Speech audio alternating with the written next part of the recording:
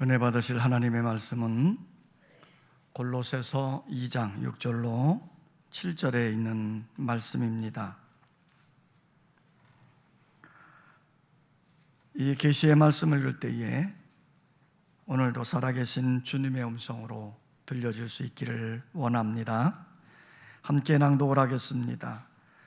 그러므로 너희가 그리스도 예수를 주로 받았으니 그 안에서 행하되 그 안에 뿌리를 박으며 세움을 받아 교훈을 받은 대로 믿음에 굳게 서서 감사함을 넘치게 하라.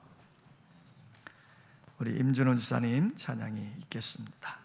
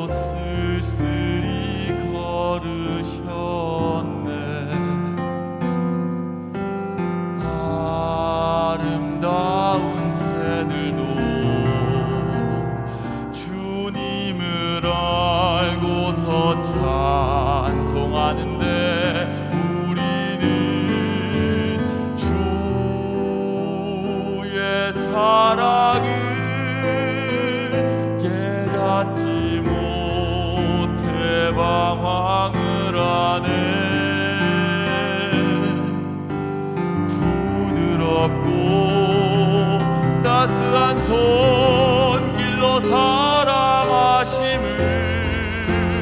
이제는 알아요. 나의 주님 선하시고 인자하신 그분을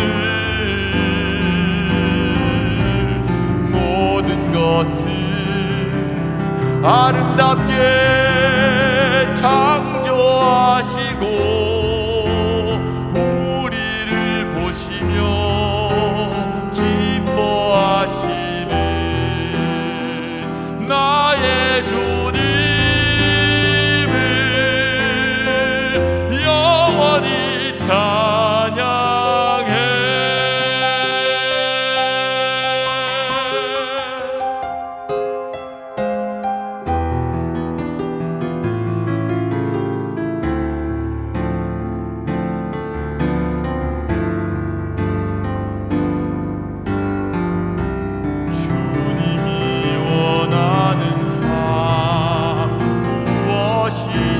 답답한 내 마음은 캄캄한데 무언가에 쫓기듯 또 하루가 나에게로 밀려오네. 부드럽고 따스한 손길로 사랑하심을 이제는 알아요. 나의 주님 선하시고 인자하신 그분을 모든 것을 아름답게 창조하시고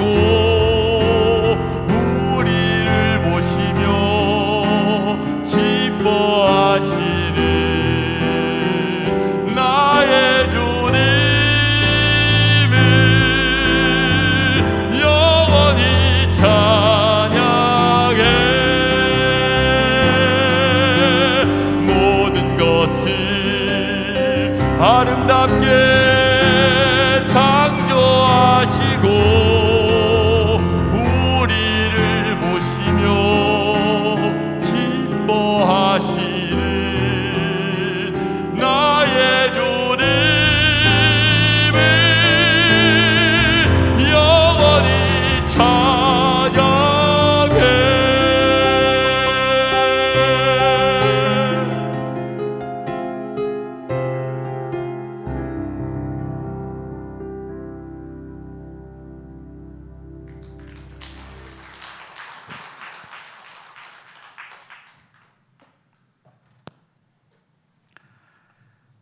소페로라고 하는 분이 피할 수 없는 하나님이란 책을 썼는데, 그 책 안에서 교도소와 수도원의 차이점을 설명해 주고 있습니다. 교도소와 수도원의 같은 점은 세상에서 단절된 갇힌 장소에서 생활하고 있다는 것입니다. 교도소와 수도원의 다른 점은, 교도소는 불평과 원망과 절망 속에 보내는 힘든 시간들이지만, 수도원의 생활은 감사와 기쁨과 설레임의 행복한 시간들을 누리고 있다는 것입니다. 그러므로 감옥에 갇힌 죄수라 할지라도 그곳에서 감사하며 찬송하며 보낸다면 감옥이 변하여 행복한 수도원 생활이 될 수도 있고, 또 수도원 생활을 하는 수도사가 감사하지 못하고 불평과 불만 속에 산다면 수도원이 변해서 지루하고 답답한 감옥 생활이 될 것이란 말이지요. 성도 여러분, 우리에게 주어진 환경 속에서 감사하며 기뻐하며 산다면 행복한 수도원 생활이 될 것이지만, 아무리 좋은 환경일지라도 원망하고 불평하고 절망 속에 살아간다면 감옥과 같이 불행하고 힘든 삶이 될 것입니다. 그러므로 하나님 안에서 긍정적인 감사의 가치관을 가지고 감사하며 즐겁게 살아가야 될 줄 믿습니다. 사도 바울은 주 안에서 감사함이 넘치게 하라, 이렇게 당부하고 있습니다. 바울이 주님을 만나기 전에도 열심히 살았지요. 율법을 배우고 율법을 지키기 위해서 안간힘을 쓰면서 열심히 살았지만 감사와 기쁨이 없었습니다. 오히려 무엇인가 갈증을 느끼는 삶이었어요. 그러다가 그가 예수 그리스도를 만나고 구원받고 새 사람이 된 다음에 새 생명을 얻었다는 사실에 감사하며 기뻐하며 행복 속에 살게 된 것입니다. 그래서 바울이 오늘 우리에게 이렇게 당부합니다. 우리가 주님을 믿고 하나님의 자녀가 되어진 것을 기억하고 감사하며 살라는 겁니다. 비록 환경적으로 어려움을 당하고 핍박을 당하는 현실이라 할지라도 구원받은 하나님의 자녀임을 기억하고 감사가 넘치는 삶을 살라고 권면하고 있는 거예요. 성도 여러분, 감사하며 사십시다. 범사에 감사하며 사십시다. 구원받은 하나님의 자녀라는 사실의 긍지를 갖고 감사하며 사시기를 원합니다. 오늘 사도 바울이 골로새 교회 성도들에게 권면했던 감사의 조건을 살펴보면 한번 따라서 하겠습니다. 주 예수 그리스도를 주로 믿게 된 것을 감사했다. 자, 6절의 말씀입니다. 6절을 우리 다 같이 한번 읽습니다. 6절 시작.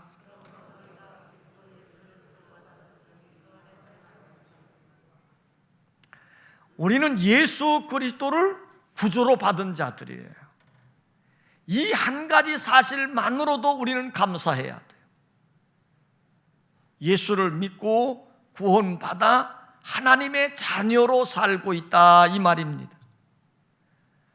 또한 예수 그리스도를 통해서 하나님의 놀랍고 크고 풍성한 은혜들을 우린 누리며 살고 있는 겁니다. 그러므로 우리가 이 땅에 살면서 내가 예수 그리스도를 주님으로 믿는다는 것이 최고의 은혜요, 최고의 복을 받은 것입니다. 그러므로 우린 이걸 기억해야 돼요. 내가 예수 믿는다 하는 것 때문에 감사해야 될 줄 믿습니다. 어떤 목사님이 하루는 신방을 마치고 집으로 돌아오는 길이었습니다.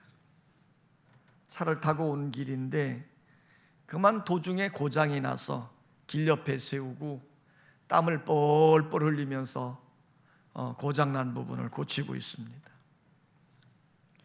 때마침 한 젊은이가 개를 끌고 그곳을 지나가다가 양복을 입은 분이 땀을 흘리며 차를 고치는 걸 보게 된 거지요. 그러니 얼마나 안쓰럽겠습니까? 그래서 이 젊은이가 목사님 곁으로 오더니 자기가 고쳐주겠다는 거예요. 그래서 이 젊은이가 차를 고치고 있는 동안에 함께 동행했던 개가 이 청년의 곁을 계속 면들면서 청년을 지켜주고 있는 것입니다. 그 모습을 보고 있던 목사님이 그 젊은이에게 이렇게 말했어요. 개가 주인을 몹시 따르는군요. 그러자 그 청년이 그 개에 대해서 흥미로운 이야기 하나를 들려주는 겁니다.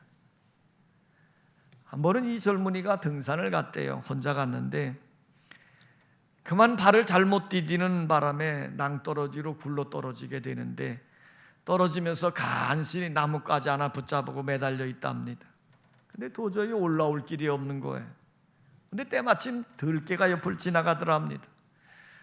그래서 이 사람이 신음소리를 냈더니 용케도 그것을 알아보니 개가 자기 입으로 이 사람을 끌어올려주는 바람에 이 사람이 살게 되어졌다는 거예요. 그래서 이 젊은이가 이 개를 집으로 데리고 와서 극진히 사랑하면서 보살폈다는 겁니다. 이제는 아주 친해져서 침상에까지 같이 잘 정도가 되어졌다, 이런 얘기를 들려주는 거예요.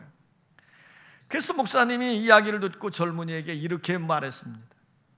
만일 누군가가 이 개에게 발길질을 한다면 어떻게 하겠습니까? 그랬더니 그 젊은이가 이렇게 됐든 말하는 거지요. 그런 사람을 그냥 놔두겠습니까? 반쯤 죽여주지요. 청년의 말을 들은 목사님이 이렇게 되물었습니다. 만일 그렇다면 누군가가 당신을 위해 대신 죽었다고 한다면 당신은 그 사람에게 정말 감사하겠습니까? 그랬더니 청년이 그렇게 하겠다고 감사하지요 하면서 말을 하는 겁니다. 이때 목사님은 이 젊은이에게 예수 그리스도에 대한 복음을 전해주는 겁니다. 예수 그리스도가 우리가 죄로 인해 영원히 죽게 되어져 있는데 우리의 죄값을 대신해서 십자가에 달려 죽으셨다.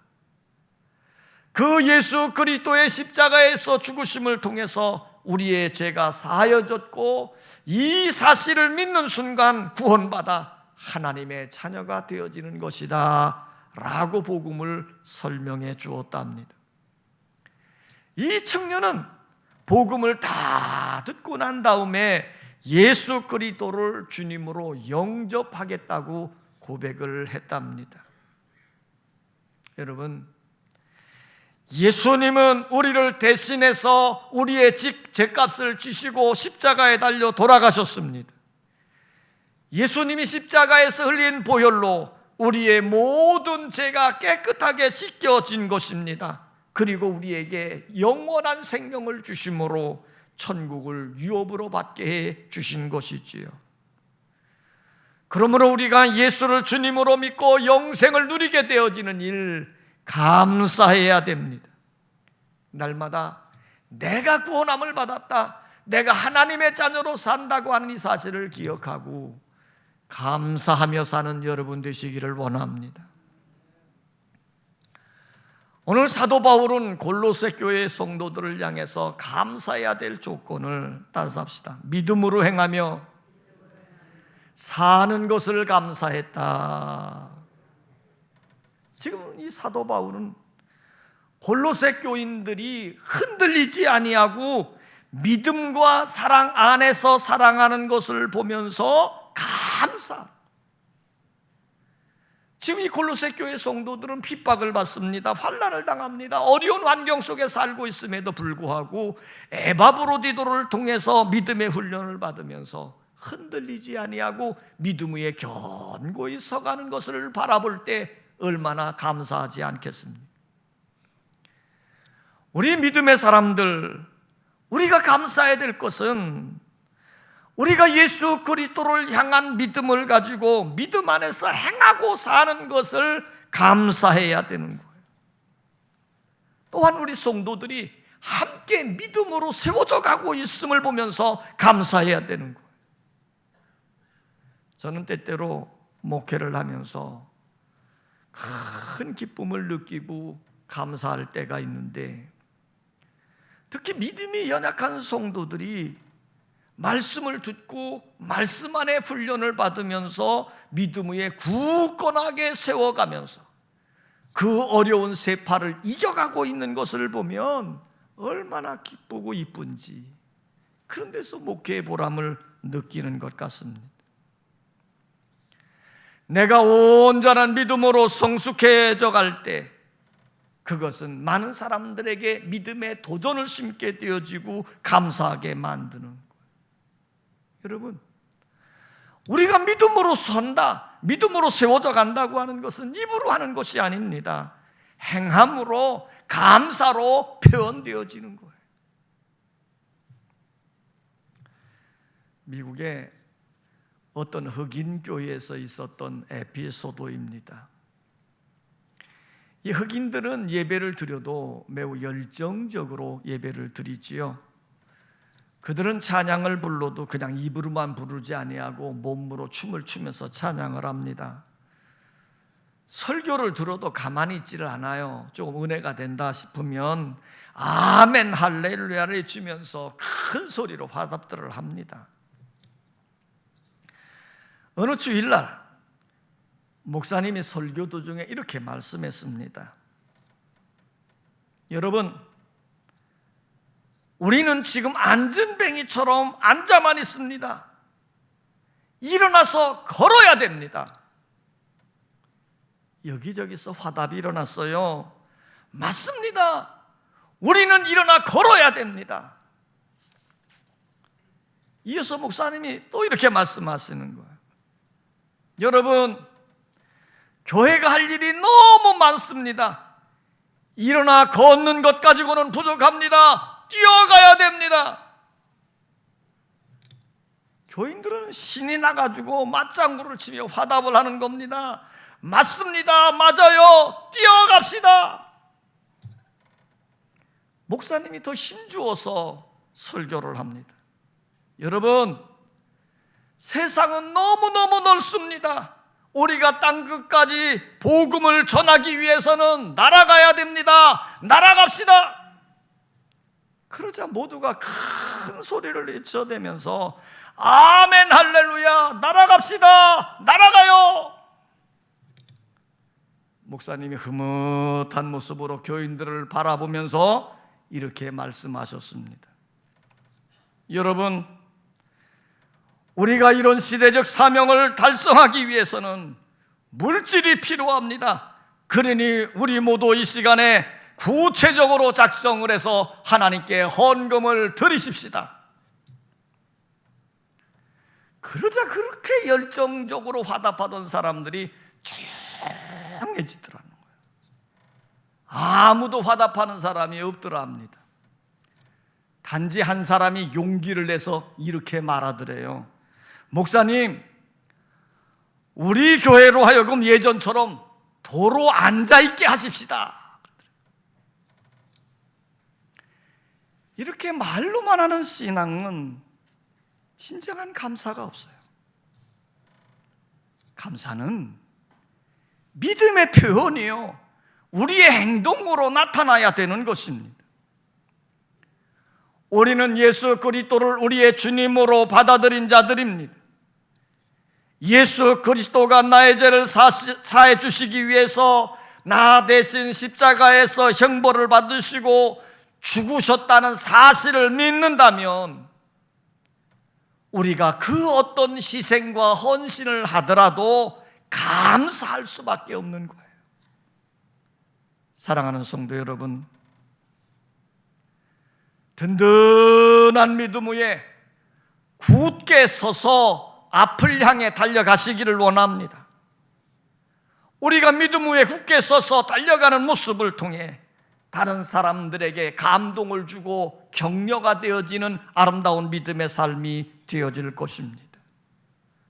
오늘 여러분들의 믿음의 삶에 든든히 서서 다른 사람들의 마음속에 감사의 물을 지피고 도전적인 신앙을 심어줄 때 여러분들의 신앙생활에 성공적으로 승리하게 되어질 줄 믿습니다.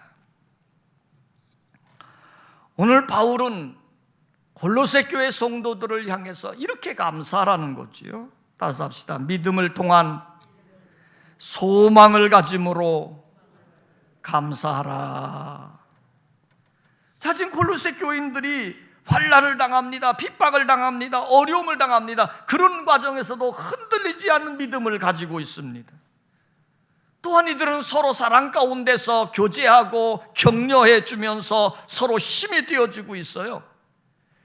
이렇게 서로 믿음의 삶으로 격려해 주게 되어지는 배경 속에는 그들이 가지고 있는 믿음에 대한 소망을 품고 있기 때문입니다. 핍박 속에서도 고통 속에서도 환난을 당하면서도 흔들리지 않는 믿음을 가진 것은 영생에 대한, 천국에 대한 소망을 가지고 있었기 때문이라는 겁니다. 우리가 영생에 대한 소망을 품고 있으면 환경을 초월한 감사가 여러분들 속에 생겨질 줄 믿습니다. 어느 독일인 교수의 유학 시절 이야기입니다. 그 교수님이 이제 기숙사 생활을 했는데 같은 방에 다른 친구가 한 명 있었습니다. 바로 유대인이었어요. 이들은 같이 방에서 생활하면서 공부도 하고 오락도 하면서 매우 친밀해졌습니다. 그런데 이 유대인 친구에게는 공부를 시작하고 한 2시간쯤 지나면 늘 이상한 시를 크게 낭송을 하는 거예요. 여호와는 나의 목자시니 내게 부족함이 없으리로다. 그가 나를 푸른 풀밭에 누이시며 쉴 만한 물가로 인도하시는도다. 히브리어로 낭송하기 때문에 그 내용을 알아들을 수는 없었는데 마치 음료를 타고 낭송하는 것이기 때문에 다만 그 시가 신기할 뿐이었어요. 그래서 이 독일인 교수가 유대인에게 묻는 겁니다. 그 노래가 뭐요? 그랬더니 이 시는 구약 성경에 나오는 다윗의 시로서 시편 23편이라고 알려주는 겁니다. 그러면서 이렇게 말하는 거예요. 이것을 외우고 나면 마음이 안정이 되고 공부도 더 잘 된다고 이야기를 하는 거예요. 그래서 이 독일인 교수도요, 그 유대인 친구를 따라서 시편 23편을 배우면서 같이 외우기로 했어요. 처음에 히브리어로 따라한다는 게 얼마나 어렵겠습니까? 그러나 2년을 같이 있다 보니 이제 자연스럽게 히브리어로 시편 23편을 낭송하게 되어졌고 같이 소리 높여 암송한 적이 많이 있었습니다. 그러할 때 전쟁이 터진 거예요. 나치가 유럽을 정복해 가면서 유대인들을 핍박해 가기를 시작했습니다. 그 유대인 친구는 은밀한 장소에 숨어 있었지만 결국 나치에게 발각이 되고 잡혀가게 된 것입니다. 급한 전갈이 오기를 나치의 비밀 경찰에 잡혀서 가스실로 끌려가고 있다는 내용이었어요. 그래서 이 독일인 교수는요, 급히 자전거를 타고 그 친구가 있는 그곳으로 달려갔습니다. 그런데 너무 늦었어요. 인사 한마디 나눌 틈도 없이 그 친구는 소, 돼지처럼 나치의 트럭에 실려서 끌려가고 있었어요. 그래서 이 독일인 교수는 미친 듯이 페달을 밟아가면서 그 끌려가고 있는 트럭의 뒤를 따라가는 겁니다. 이때 독일인 교수의 눈에는 눈물이 흘러내립니다. 미친 듯이 따라가는 거지요. 그런데 때마침 이 트럭에 가려졌던 휘장이 옆에를 거쳐지면서 친구가 얼굴을 드러 내밀은 겁니다. 눈물에 젖어서 그 얼굴을 자세히는 알 수 없지만 그 친구의 얼굴에는 싱긋 웃는 웃음의 얼굴이 보여졌고, 그러면서 그 유대인 친구의 입술에서 시편 23편을 암송하는 소리가 들리는 겁니다.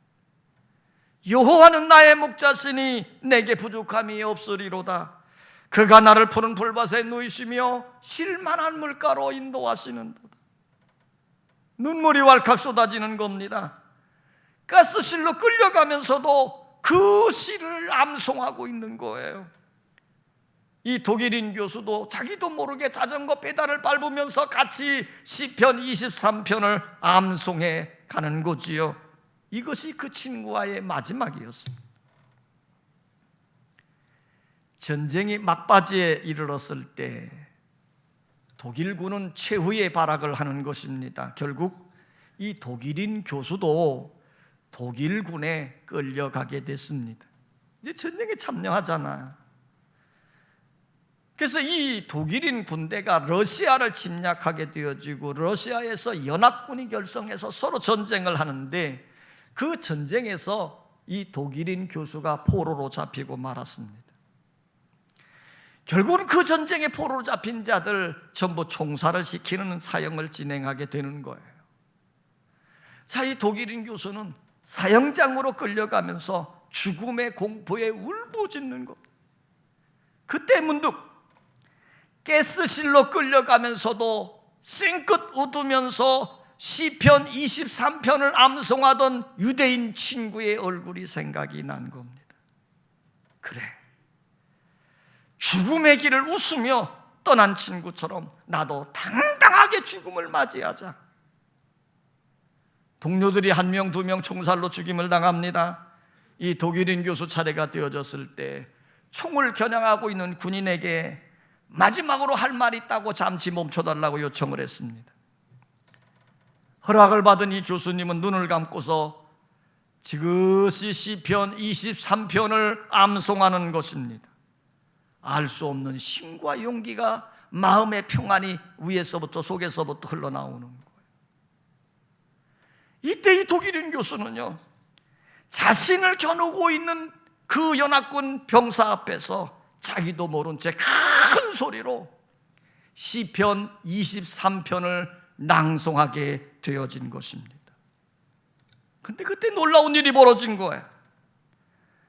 그 사형을 집행하고 있는 연합군 장교가 그 자리에서 벌떡 일어나더니 같이 시편 23편을 낭송하는 시작한 것입니다.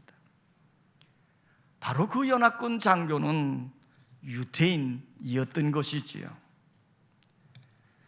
장교는 곧바로 교수를 풀어주라고 명령을 했고 사형 중지 명령서에 사인을 했습니다. 옆에 있던 다른 동료 군인들이 이상하게 그 장교를 쳐다볼 때 그는 이렇게 말했습니다. 하나님의 백성은 그가 비록 악마의 제복을 입고 있다 할지라도 하나님의 백성인 것이다. 여러분, 말씀을 가슴에 품고 말씀을 암송했더니 놀라운 구원의 역사가 일어나게 되어진 거예요.